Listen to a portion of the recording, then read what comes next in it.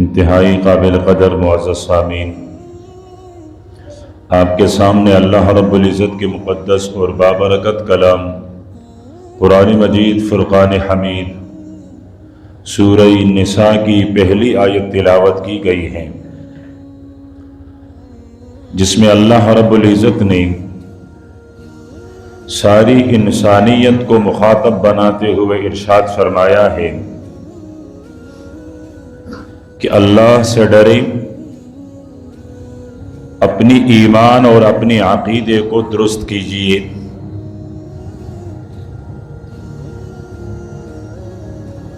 اور پھر ارشاد فرمایا ہے کہ اللہ سے ڈرتے ہوئے اپنی رشتہ داریاں نبھاتے رہیں، اپنی رشتہ داریاں قطع مت کریں۔ رشتہ داری کا جو تعلق ہے اس تعلق کو برقرار رکھیں،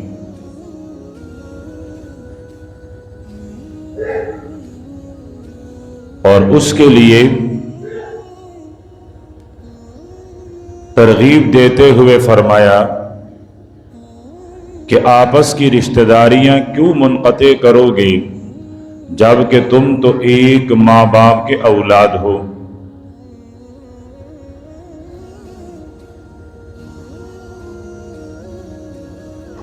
ساری انسانیت کے دادا حضرت ابراہیم، حضرت آدم علیہ السلام، اور پھر ساری انسانیت کی ماں حضرت حوا علیہ السلام، جب تم سب کے سب اسی ایک باپ اور ایک ماں سے ہو تو اپنے درمیان رشتہ داریوں کو برقرار رکھیں۔ حضرت عبداللہ ابن سلام رضی اللہ تعالی عنہ کی روایت کردہ ایک حدیث 2-3 نشستوں میں بیان ہو رہی ہے۔ فرماتے ہیں کہ سب سے پہلے مدینہ منورہ میں حاضر ہو کر اللہ کے پیارے پیغمبر سے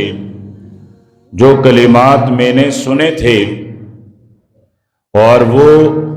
مدینے کی زندگی میں میرے اور آپ کے محبوب پیغمبر کا اپنی امتیوں کے لیے سب سے پہلا پیغام تھا، ان میں سے ایک جملہ ہے وصل الارحام، کہ رشتہ داریاں نبھاتے رہو، رشتہ داروں کے ساتھ حسن سلوک کر لیا کرو، رشتہ داروں کے حقوق ادا کیا کرو۔ ایک ہے احسان کا بدلہ احسان، اچھائی کا بدلہ اچھائی۔ جو ہمارے رشتہ دار ہم سے اچھے تعلق رکھتے ہیں ہم بھی ان سے اچھے تعلق رکھیں، جو ہماری رشتہ داری کا خیال کرتے ہیں ہم بھی ان کی رشتہ داری کا خیال کریں۔ یہ صلہ رحمی نہیں بلکہ یہ اچھائی کا بدلہ ہے، یہ احسان کا بدلہ ہے کہ جنہوں نے ہمارے ساتھ اچھا رویہ رکھا بدلے میں بھی ہمارا رویہ اچھا رہا، جنہوں نے ہمارے ساتھ اچھائی کی بدلے میں ہم نے بھی اچھائی کی۔ اب صلہ رحمی کیا ہے؟ حافظ الحدیث حضرت ابو ہریرہ رضی اللہ تعالی عنہ فرماتے ہیں کہ اللہ کے پیارے پیغمبر نے ارشاد فرمایا ثلاث من کن فیہ، فرمایا 3 خاصیتیں ہیں، 3 خوبیاں ہیں، یہ 3 خوبیاں جس کے اندر پائی گئی حاسبہ اللہ حسابا یسیرا، اللہ پاک قیامت کے دن ان کے ساتھ بہت ہی آسان حساب فرمائیں گے۔ قیامت کے دن ان کا حساب بہت ہی آسان ہوگا، اور وہ آسان حساب کیا ہوگا کہ اللہ پاک اس کے عمل نامے کے ورق گردانی کرتے ہوئے یوں ورق گردانی کی اور پھر فرمایا جاؤ جنت میں داخل ہو جاؤ۔ یہ آسان حساب ہے۔ تو فرمایا کہ یہ 3 خاصیتیں، یہ 3 خوبیاں جن کے اندر ہو تو حساب آسان ہوگا۔ اور دوسری خوشخبری وَأَدْخَلَهُ اللَّهُ الْجَنَّةَ بِرَحْمَتِهِ، اللہ پاک اس کو اپنی رحمت اور اپنی خاص مہربانی سے جنت کے مکین بنا دیں گے۔ اب یہ کلمات جیسے ہی صحابہ اکرام نے سنے، عرض کرنے لگے وما ہی یا رسول اللہ، اللہ کے رسول یہ کون سی خاصیتیں ہیں، یہ کون سی خوبیاں ہیں، یہ کون سے کمالات ہیں کہ حساب بھی آسان ہو اور انسان جنت کا مکین بھی بن جائے؟ تو اللہ کے پیارے پیغمبر نے وہ 3 خوبیاں بتلائی ہیں۔ ان میں سے پہلے نمبر پر تعطی من حرمک، فرمائے جس نے تمہیں محروم کیا بدلے میں آپ نے اسے کچھ نہ کچھ عطا کیا۔ دنیا میں اس نے آپ کا حق نہیں دیا، لیکن آپ نے برائی کا بدلہ برائی سے نہیں دیا۔ آپ محتاج تھے، مسکین تھے، آپ کا خیال نہیں رکھا، لیکن جب آپ امیر اور مالدار صاحب وسعت بنے آپ نے ان کا خیال رکھا۔ آپ کے تعظیم اور مقام کا جو حق تھا وہ آپ کو نہیں دیا، لیکن جب آپ کی باری آئی آپ نے وہ تعظیم وہ حق اس کو دے دیا۔ تو فرمائے کہ اس آدمی کے ساتھ قیامت کے دن حساب بھی آسان ہوگا اور اللہ پاک اپنی مہربانی سے جنت میں داخل فرما دیں گے۔ دوسرے نمبر پر ارشاد فرمایا وَتَصِلَ مَنْ قَطَعَكَ، فرمایا تیرے وہ رشتہ دار جنہوں نے آپ کے ساتھ رشتہ داریاں ختم کر لی ہیں، تعلقات کاٹ دیے ہیں، آپ نے ان کے ساتھ اپنے تعلقات کو جوڑے رکھا، آپ ان کے ساتھ جڑے رہیں، آپ ان سے الگ جدا نہیں ہوئے، آپ نے اپنے معاملات ان سے الگ نہیں کیے، آپ رشتہ داری ان کے ساتھ نبھاتے رہے۔ تو فرمایا کہ قیامت کے دن حساب بھی آسان ہوگا اور آپ جنت کے مکین بھی بن جاؤ گے۔ تیسرے نمبر پر ارشاد فرمایا وَتَعْفُ عَمَّنْ ظَلَمَكَ، جنہوں نے آپ کے ساتھ زیادتی کی ہے، آپ پر ظلم کیا ہے، آپ کی حق تلفی کی ہے، آپ نے عرش پر مستوی خدا کے اس رحمت کے حصول کے واسطے اسے معاف کر دیا کہ اسے معاف کروں گا رب مجھے معاف کر دے گا۔ آپ نے ان کی زیادتیاں اور ان کی ظلم معاف کر دیے۔ فرمایا جب یہ 3 کام کرے گا تو اللہ پاک تجھے جنتی بنا دے گا۔ تو ان 3 کاموں میں سے ایک وَتَصِلَ مَنْ قَطَعَكَ، کہ آپ ان کے ساتھ رشتہ داریاں جوڑیں جنہوں نے آپ کے ساتھ رشتہ داریاں توڑ دی ہیں۔ دوسری حدیث ہے حضرت علی رضی اللہ تعالی عنہ، خلیفہ راشد، داماد پیغمبر، جنت میں میرے اور آپ کے حبیب صلی اللہ علیہ وسلم کے پڑوسی۔ ایک موقع پر آپ نے ارشاد فرمایا تھا علی اما ترضا، کیا آپ اس بات پر راضی نہیں ہو کہ جنت میں میرے محل اور تیرے محل کا دروازہ ایک دوسرے کے آمنے سامنے ہو؟ صرف یہ نہیں کہ جنتی ہیں بلکہ جنت میں میرے حبیب کے پڑوسی ہیں۔ اور مدینے میں بھی آپ کا گھر دور تھا، آپ نے فرمایا کوئی ہے جو مسجد نبوی کے قریب اپنا مکان بیچے علی کو دے دیں، میں جنت میں اس آدمی کے لیے محل کا ذمہ دار بنوں، ضامن بنوں۔ صحابی نے عرض کیا اللہ کے حبیب بالکل آپ کے پڑوس میں حجرہ عائشہ کے قریب میری مکان ہے،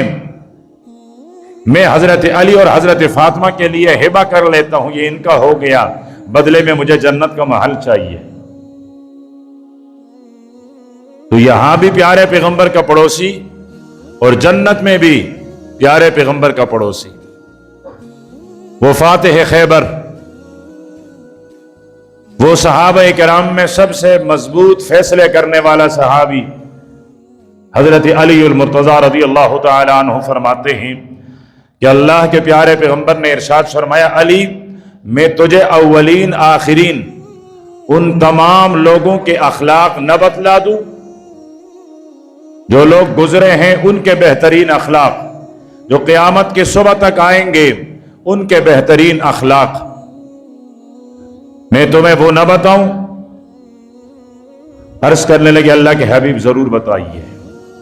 یہی 3 باتیں ارشاد فرمائی کہ اولین اور آخرین ان تمام کی خوبیاں، ان تمام کے کمالات فرمائے ان 3 باتوں میں جمع ہیں، اور وہ 3 باتیں فرمائے جس نے آپ کے ساتھ رشتہ توڑ دیا ہے آپ ان کے ساتھ رشتہ جوڑیں۔ یہ گزشتہ نیک صلحاء کامیاب لوگوں کے صفات، آنے والی قیامت کی صبح تک جتنے بھی نیک لوگ آتے ہیں اور نیکیاں اپنائیں گے، کمالات اپنائیں گے، ان کمالات کا یہ سردار ہیں کہ جن رشتہ داروں نے آپ کے ساتھ رشتہ داریاں توڑی ہیں آپ ان کے ساتھ رشتہ داریاں چھوڑ کے رکھیں۔ اور دوسرا جملہ ارشاد فرمایا جنہوں نے محروم کیا ہے ان کو عطا کریں، اور تیسرا جملہ فرمایا کہ جنہوں نے آپ پر ظلم کیا ہے آپ انہیں معاف کر دیں۔ تیسری حدیث حضرت عبادہ بن صامت رضی اللہ تعالی عنہ، سرکار دو عالم صلی اللہ علیہ وسلم کے صحابی ہیں۔ اللہ کے پیارے پیغمبر صلی اللہ علیہ وسلم نے ارشاد فرمایا کہ عبادہ میں تمہیں وہ خصلت نہ بتاؤں، وہ کمال نہ بتاؤں، وہ خوبیاں نہ بتلاؤں جس کے ذریعے اللہ پاک جنتیوں کے درجات بلند فرماتے ہیں، جس کے ذریعے اللہ رب العزت جنتیوں کے درجات بلند کرتے ہیں، کیا میں تمہیں وہ اعمال نہ بتاؤں؟ عرض کرنے لگے اللہ کے حبیب ضرور بتائیے۔ اور صحابہ کرام کا سننا صرف سننے کے حد تک نہیں تھا، کانوں سے سنا، دل تک اتارا،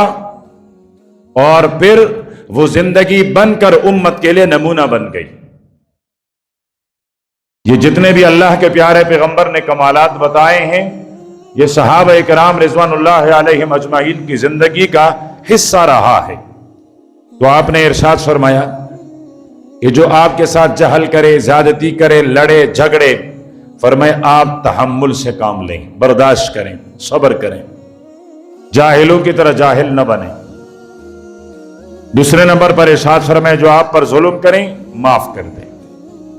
تیسرا فرمایا جو آپ کو محروم کریں ان کو عطا کر لیں۔ اور چوتھا جملہ فرمائے جو رشتہ دار تجھ سے رشتے توڑ دیں ان سے اپنے رشتے چھوڑ لیں۔ حضرت ابو موسیٰ اشعری رضی اللہ تعالی عنہ پیارے پیغمبر صلی اللہ علیہ وسلم کے صحابی ہیں۔ تہجد کی نماز میں اللہ کے پیارے پیغمبر نے حضرت ابو موسیٰ اشعری رضی اللہ تعالی عنہ کی تلاوت سنی۔ فجر کے بعد اللہ کے پیارے پیغمبر نے اسے ارشاد فرمایا ابو موسیٰ لقد اعطیتک مزمار من مزامیر آل داود، فرمائے کہ تجھے وہ خوش آوازی دی گئی ہیں جو اللہ پاک نے حضرت داؤد علیہ السلام کو عطا فرمائی تھی۔ عرض کرنے لگے اللہ کے حبیب آپ کو کیسے معلوم؟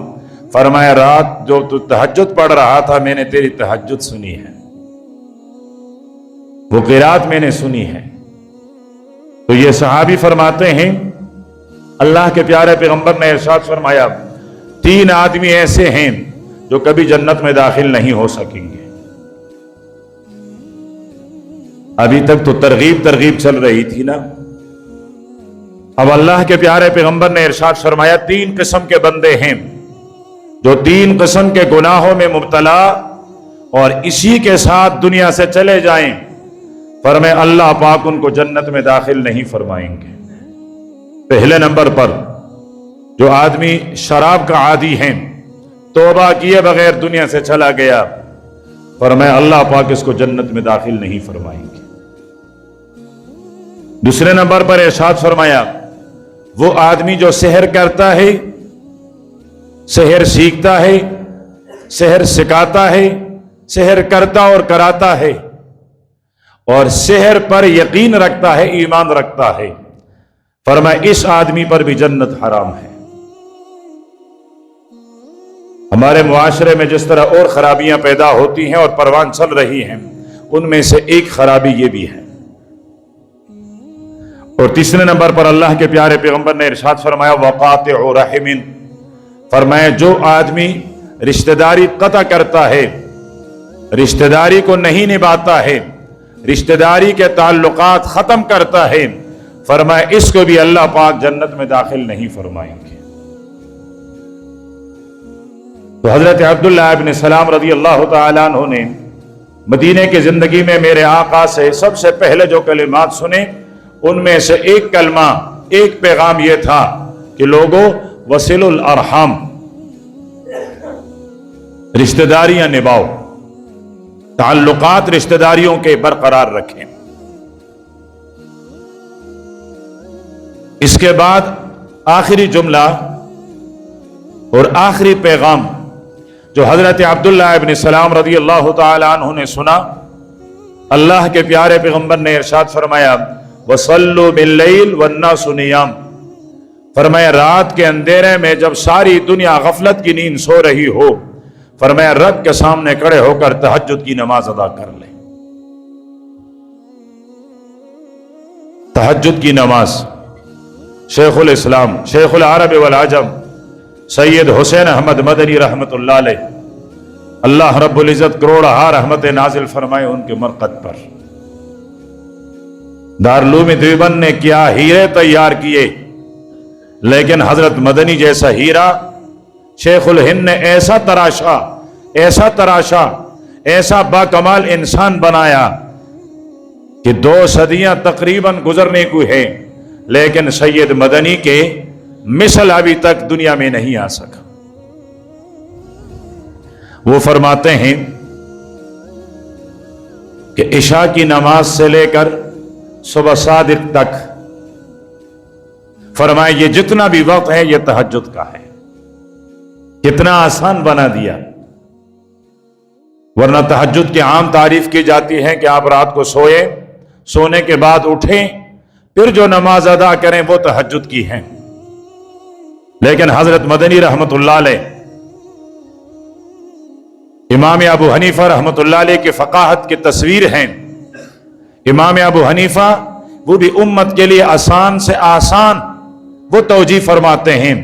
تاکہ امت اعمال سے، عبادات سے جڑے۔ حضرت مدنی رحمت اللہ علیہ نے بھی بہت آسان کر دیا کہ عشاء سے لے کر صبح تک آپ جو بھی نوافل ادا کریں، فرمایا کہ وہ نوافل تہجد میں شمار ہوتے ہیں۔ حافظ الحدیث حضرت ابو ہریرہ رضی اللہ تعالی عنہ فرماتے ہیں اللہ کے پیارے پیغمبر نے ارشاد فرمایا افضل الصیام بعد رمضان، فرمایا سب سے بہترین روزہ تو رمضان کا روزہ ہے، قریب آ رہا ہے، اللہ پاک ہم سب کو نصیب فرمائے۔ فرمایا رمضان کے بعد اللہ کے ہاں جو سب سے زیادہ فضیلت والے روزے ہیں وہ شہر اللہ المحرم، فرمایا وہ اللہ کے مہینے محرم میں رکھے جانے والے روزے ہیں۔ نفل روزوں میں بہترین روزہ اللہ کے پیارے پیغمبر نے ارشاد فرمایا وہ محرم کے روزے ہیں، اور پھر ارشاد فرمایا وَأَفْضَلُ الصَّلَاةِ بَعْدَ الْفَرِيضَةِ، فرمایا فرض نماز کے بعد اللہ رب العزت کے ہاں جو نماز سب سے زیادہ فضیلت والی ہے، جو سب سے زیادہ برکت والی ہے، جو سب سے زیادہ انسان کے درجات کو بلند کرنے والی ہیں، جو انسان کے حاجات کو پوری کروا دینے والی ہیں، فرمایا وہ نماز صلاۃ اللیل، وہ رات کی نماز، تہجد کی نماز ہے۔ حضرت عبداللہ ابن عمرو ابن العاص رضی اللہ تعالی عنہ فرماتے ہیں اللہ کے پیارے پیغمبر نے ارشاد فرمایا کہ جنت کے کچھ بالا خانے ایسے ہیں یرا ظاہرہا من باطنہا و باطنہا من ظاہرہا، جن کا باہر والا حصہ اندر سے اور اندر والا حصہ باہر سے نظر آتا ہے۔ ایسے اللہ پاک نے جنت میں بالا خانے بنائے ہیں، محل تیار کیے ہیں، گھر تیار کیے ہیں۔ آسان الفاظ میں شیش محل ہے، شیشے کا بنا ہوا ہے کہ باہر والوں کو بھی نظر آئے، اندر والوں کو بھی نظر آئے۔ صحابہ اکرام عرض کرنے لگے اللہ کے حبیب یہ کون سے محل ہوں گے اور کن کو ملے گا؟ تو اللہ کے پیارے پیغمبر صلی اللہ علیہ وسلم نے ارشاد فرمایا لمن اطاب الکلام، فرمایا جو اچھی اور نرم گفتگو کریں ان کے لیے، وَأَطْعَمَ الطَّعَامَ، جو مسکینوں کو کھانا کھلائے ان کے لیے، اور آخری جملہ اللہ کے پیارے پیغمبر نے ارشاد فرمایا وَبَاتَ قَائِمًا وَالنَّاسُ نِيَامٌ، فرمایا جب اس کی رات رب کے دربار میں کڑے ہوئے گزرتی ہیں جبکہ سارے لوگوں کی راتیں وہ غفلت کی نیند میں گزر جاتی ہیں۔ حضرت ابو امامہ باہلی رضی اللہ تعالی عنہ فرماتے ہیں اللہ کے پیارے پیغمبر صلی اللہ علیہ وسلم، اس لیے کہ آپ سے پہلے جتنے لوگ نیک لوگ گزرے ہیں، صالحین لوگ گزرے ہیں، اللہ پاک کے ولی گزرے ہیں، اولیاء گزرے ہیں، یہ رات کی نماز ان کا طریقہ رہا ہے۔ دوسرے نمبر پر ارشاد فرمایا وَقُرْبَةٌ إِلَىٰ رَبِّكُمْ، فرمایا رات کے اس نماز سے رب کے ہاں تمہیں قربت ملتی ہے، رب تمہیں اپنے مقربین میں شمار فرمائیں گے۔ اور تیسرے نمبر پر ارشاد فرمایا کہ اس سے تمہارے گناہ بخش دیے جائیں گے، یہ مکفرات ہیں، تمہارے گناہوں کے لیے مکفرات، یہ تمہارے گناہوں کی بخشش کرواتے رہیں گے، اس سے تمہارے اعمال نیک بڑھیں گے،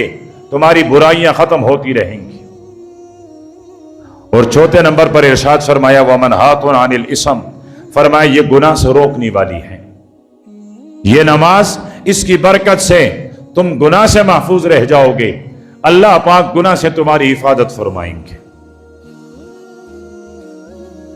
تو اگلا پیغام جو اللہ کے پیارے پیغمبر نے سب سے پہلے مدینے کی زندگی میں عطا فرمائی وہ تھا کہ وَصَلُّوا بِاللَّيْلِ وَالنَّاسُ نِيَامٌ، رات میں جب سارے لوگ غفلت کی نیند سو رہے ہوں، فرمایا آپ نماز ادا کر لیں، اللہ پاک کے سامنے کھڑے ہو جائیں۔ ایک اور حدیث میں ہے اللہ کے پیارے پیغمبر صلی اللہ علیہ وسلم نے ارشاد فرمایا اللہ پاک فرشتوں کے 3 جماعتیں بناتے ہیں، ایک جماعت سے اللہ پاک فرماتے ہیں فرشتوں آپ کی ذمہ داری، آپ کی ڈیوٹی یہ ہے کہ جتنے میرے پیارے ہیں، میرے محبوب لوگ ہیں، آپ انہیں تہجد کے وقت اٹھا دیں، جو میرے محبوب ہیں، جو میرے پسندیدہ لوگ ہیں، اللہ پاک فرشتوں سے فرماتے ان کو اٹھا دیں، کوئی الارم نہیں، کوئی آواز نہیں، آنکھ کھلتی ہیں، گھڑی دیکھتے ہیں، تہجد کا وقت ہے، کھڑے ہو جاتے ہیں، تہجد کی 2-4 رکعتیں پڑھ لیتے ہیں، یہ اللہ پاک کے محبوب لوگ ہیں، ان کو فرشتے اٹھاتے ہیں۔ دوسرے نمبر پر کچھ فرشتوں کو اللہ پاک حکم دیتے ہیں کہ آپ میرے فلاں فلاں فلاں ان قسم کے مخلوق کو لوریاں دے دے کر سلا دیں، یہ میرے ہاں سب سے زیادہ ناپسند لوگ ہیں، ان پر میرا غضب ہے، ان پر میرا غصہ ہے، میں ان سے ناراض ہوں، یہ اس وقت میرے سامنے کھڑے نہ ہو جائیں۔ اللہ اکبر، اللہ اکبر، میں ان کو اس حال میں دیکھنا نہیں چاہتا ہوں، یہ اٹھنا نہ پائیں۔ یہ رات کا اکثر حصہ لہو لعب میں گزارتے ہیں اور پھر سو جاتے ہیں، کہتے آنکھ نہیں کھلی، آنکھ کھلی نہیں، کسی نے کھلوائی نہیں، اٹھتے ہیں تو دن کا آدھا حصہ گزر چکا ہوتا ہے۔ یہ اپنے اوپر ڈھریں، استغفار کرے، معافی طلب کرے اللہ پاک سے کہ رب ناراض ہیں، تب تو مجھے سلائے رکھا۔ اور تیسری جماعت فرمایا آپ جو میرے مقربین ہیں، دن بھر جنہوں نے میرے دین کی خدمت کی ہے، میرے دین کا کام کیا ہے، تکے ہوئے ہیں، ان کی کروٹ تبدیل کر لینا، اگر آسانی ہوئی تو اٹھ کر 2-4 رکعتیں ادا کر لیں گے، اور اگر یہ تکے ہوئے ہیں، آسانی نہ ہو تو یہ ویسے بھی میرے مقربین ہیں، ان کو اس طرح رہنے دیں۔ اللہ اکبر، ان کا مقام پہلے والوں سے کچھ بہت زیادہ اونچا کہ اللہ پاک فرماتے ہیں یہ اٹھیں تب بھی میرے مقربین، یہ نہ اٹھیں تب بھی میرے مقربین، انہوں نے میرے دین کی خدمت کی ہے، یہ میرے دین کے خدمتگار ہیں، یہ میرے دین کے محافظ ہیں، یہ میرے دین کے چوکیدار ہیں۔ فرمائے ان کو نہ اٹھائیے، ان کے نیند آرام میں خلل نہ ڈالیے، ہاں ان کی کروٹ تبدیل کر لیں۔ اب ان میں سے کچھ اٹھ جاتے ہیں اور کچھ اپنی نیند کا بقیہ حصہ غنیمت شمار کر کے فجر تک اٹھ جاتے ہیں۔ فرمایا یہ فرشتوں کی 3 جماعتیں ہوتی ہیں، جن کو جو پسند ہے ان کی دعا مانگے۔ مجھے تو آخر والا پسند ہے، اللہ پاک ہمیں ان میں سے بنا دے کہ دن میں اللہ پاک اپنی دین کی خدمت لے لیں اور اللہ پاک اپنی فضل سے ہمیں مقربین میں سے بنائے، جو ان کے محبوب قریب ترین لوگ ہیں، جن کو اللہ پاک تکلیف دینا بھی نہیں چاہتے ہیں، یہاں تک کہ اللہ پاک ان کو تہجد کے لیے اٹھانے کی یہ زحمت بھی اللہ پاک کو گوارا نہیں ہے۔ اٹھیں تو اچھی بات، نہ اٹھے تو سوئے۔ یہی ہے وہ لوگ جن کے بارے میں کہا گیا ہے کہ ان کے سونے کو بھی وہ اٹھنے والوں کے اٹھنے پر فضیلت حاصل ہے۔ یہ ہیں وہ لوگ۔ تو تہجد کی نماز، اور اللہ پاک کیسا رحیم اور کریم ذات ہیں، راتوں کو اتنے وسیع کر دیتے ہیں، نیند بھی پوری ہو جاتی ہے اور آرام سے تہجد کی نماز بھی مل جاتی ہے، اور تہجد کی نماز کے بعد فجر کی جماعت بھی مل جائے، یہ خوش قسمتی۔ اور پھر تہجد کی نماز عجیب نماز ہے۔ 5 نمازوں میں ہمیں مؤذن آواز دیتا ہے، حی علی الصلاۃ، آ جاؤ نماز کے لیے، آ جاؤ وقت ہو چکا ہے، آ جاؤ۔ تہجد کی نماز وہ عظیم نماز ہیں کہ جن کے لیے آواز مسجد کے مینار سے نہیں، عرش معلی سے آتی ہے، عرش والا اٹھاتا ہے، فرشتوں سے فرماتے ہیں فرشتے جاؤ اس آسمان پر جو دنیا والوں کو دکھ رہی ہے، یہاں جا کر فرمایا لوگوں کو میری طرف بلاؤ کہ ہے کوئی گناہگار اپنے گناہ بخشوانا چاہتا ہے تو آئیے میرے دربار میں، ہے کوئی حاجت مند آئیے اپنی حاجت پورا کرنے کے لیے میرے دربار میں، ہے کوئی مسکین جو اپنی مسکنت کو ختم کرنا چاہتا ہے تو آئیے میرے دربار میں۔ اس کا بلاوا، اس کی ندا، اس کی آواز یہ آسمانوں سے اور عرش سے آتی ہے۔ تو ان دنوں میں تو بہت زیادہ آسان ہیں، تو اہتمام کرے کہ خود بھی اور گھر میں بیوی بچے اہل و عیال ان کو بھی کوشش یہ کرے کہ آخری وقت میں اٹھیں۔ جب آخری وقت میں اٹھیں گے تو تہجد کی نماز بھی ہو جائے گی اور فجر کی نماز بھی مل جائے گی۔ کہیں ایسا نہ ہو کہ تہجد کی نماز تو بڑی خشوع اور عاجزی کے ساتھ ادا کر لی، لمبی لمبی قراتیں کر لی، لیکن فجر کی نماز چلی گئی، کہیں ایسا نہ ہو، اس لیے کہ اس فائدے سے پھر یہ نقصان زیادہ ہے۔ تو آخر وقت میں اٹھیں گے تو تہجد کی نماز بھی ادا کریں۔ تہجد کی نماز 2 رکعت سے 12 رکعت تک، آپ صلی اللہ علیہ وسلم کی زندگی میں آپ نے اکثر 8 رکعت پڑھی ہے، تو کوشش یہ ہو کہ 8 رکعت، وقت کم ہو تو 6 رکعتیں، 4 رکعتیں، زیادہ ہوں تو 12 رکعت تک بھی کبھی کبھی آپ صلی اللہ علیہ وسلم نے ادا فرمائی ہے۔ تو اللہ پاک ہم سب کو فرائض اور تہجد کی نماز ادا کرنے کی توفیق عطا فرمائیں۔ وآخر دعوانا الحمدللہ رب العالمین۔